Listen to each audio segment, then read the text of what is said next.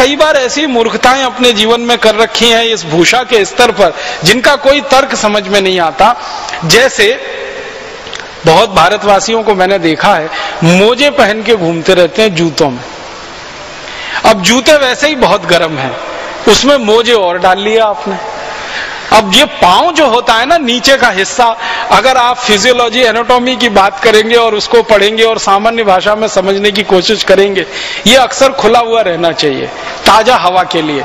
लेकिन हमने एक तो जूते डाल लिए, जूते के ऊपर और मोजे चढ़ा लिए, तो मोजे के अंदर पसीना भरता रहता है और जूतों के कारण वो और ज्यादा बढ़ता रहता है, तो मोजों में इतनी तेज बदबू आती है। अक्सर लोगों को मैंने देखा है, घर में जाके जैसे ही जूते उतारते हैं तो मोजे की बदबू घर के बाहर तक चली जाती है। घर बाहर, पूरा घर जो है वो मोजे की बदबू से भरा हुआ रहता है। फिर उन मोजों को बंद करके अलमारी में और रख देते हैं, तो बाकी सारे के सारे कपड़े भी बदबूदार हो जाते हैं। अब उन लोगों को कहो कि भाई ये मोजे की जरूरत भारत में नहीं है, ये यूरोप में है, इंग्लैंड में है, कनाडा में है, अमेरिका में है, क्योंकि बर्फ पड़ती है। आपको मालूम है साल में 6 महीने बर्फ पड़ती है, ये यूरोप और अमेरिका वाले एरिया में। कुछ कुछ क्षेत्र में तो 8 महीने तक बर्फ पड़ती है, तो ज्यादा बर्फ पड़े तो पांव एकदम गलने लगते हैं। तो ऐसी स्थिति में मोजे और जूतों की जरूरत पड़ती है। भारत में तो कम से कम 3/4 इलाका ऐसा है जहां कभी बर्फ नहीं पड़ती, और 1/4 इलाके में साल में 15-20 दिन, बहुत अधिक तो महीने भर बर्फ पड़ती है। तो उतने दिन के लिए अगर वो लोग मोजे पहने जो 1/4 इलाका भारत का बर्फ वाला है, उनको ही बात तो समझ में आती है। पूरे भारतवासी मोजे पहन के घूमते रहते हैं, भरी गर्मी में मोजे पहने रहते हैं, जून की गर्मी में, जुलाई की सड़ी हुई गर्मी में, जब बारिश भी होती है और गर्मी भी पड़ती है और खराब गर्मी होती है। ये मोजों का बड़ा विचित्र विज्ञान है। हमारे भारत में तो सन्यासियों के लिए जो पहनावा है वो खड़ाऊ है, और गृहस्थ लोग भी पहनते रहे। परम पूजनीय स्वामी जी की जो खड़ाऊ है वो बहुत वैज्ञानिक है। एक तो लकड़ी की है, लकड़ी आप जानते हैं ऊष्मा की कुचालक होती है, और पृथ्वी आप जानते हैं बहुत बड़ी ऊष्मा की सुचालक है।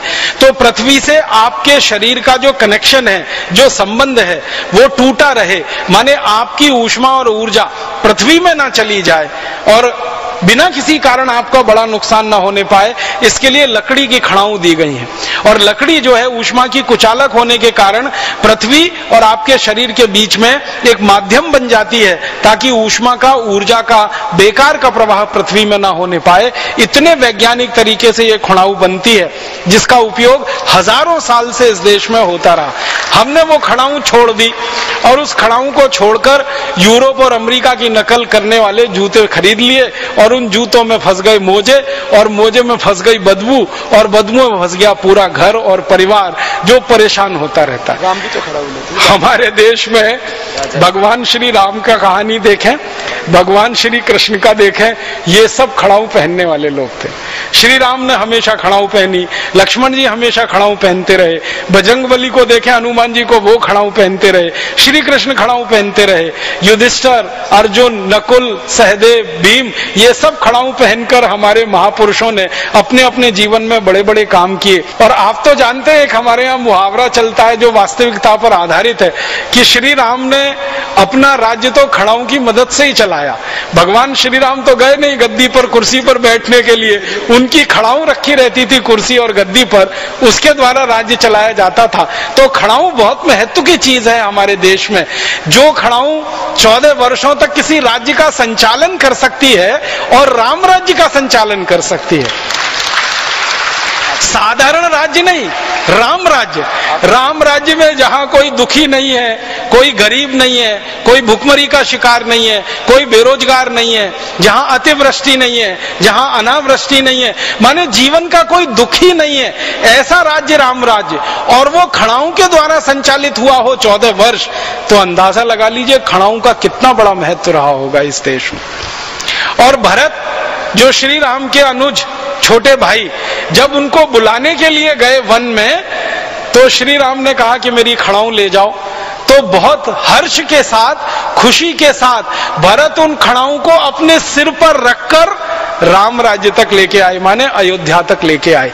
खड़ाऊओं का स्थान सिर में रहा है, हमने अब वो जूते को देना शुरू कर दिया है। क्या हमारी संस्कृति का पतन हुआ है। कहां खड़ाऊं और कहां जूता। तो आप इस जूता संस्कृति से थोड़ा बाहर निकलें। ये सांस्कृतिक पतन है हमारा, जूते का पहनावा।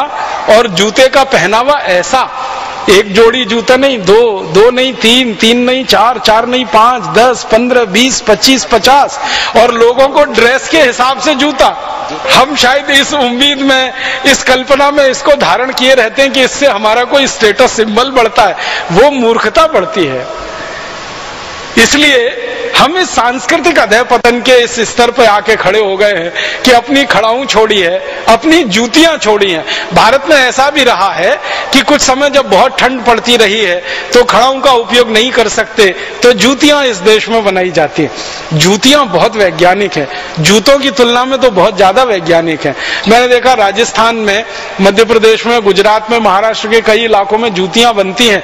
जूतियां इतनी अद्भुत होती हैं कि सीधे या उल्टे दोनों पैरों में दोनों को पहन सकते हैं, कभी भी बदल सकते हैं, बराबर घिसती हैं। जूते की तरह से नहीं होती। जूते को एक ही पैर में पहना जा सकता है, दूसरे पैर का जूता दूसरे पैर में नहीं आता। इसका माने जूतियां जूतों से श्रेष्ठ हैं क्योंकि वो भारतीय और स्वदेशी उत्पादन का निशानी है, और जूता ये विदेशी उत्पादन की निशानी है। चमड़े की से बनती। और वैसे भी जूता जो है ना बहुत खराब ये माना जाता है हमारे यहाँ धार्मिक रूप से कि वो मरे हुए जानवरों की चमड़ी से बनाया जाता है। तो और हमारे यहाँ जूतियां जो बनती रही हैं वो स्वाभाविक मृत्यु से जो जानवर मरते हैं उनके चमड़े की ही जूतियां बनती हैं। लेकिन जूते बनाने के लिए जानवरों को कत्ल करना पड़ता है, मारना पड़ता है बेमौत समय से पहले, तब जाके वो कुर्म बनता है, उससे जूता बन पाता है। तो ये जूते में हम फंस गए। ये विदेशी माने एक तरह से अंधानुकरण, पश्चिमी अंधानुकरण या अंग्रेजी अंधानुकरण की दूसरी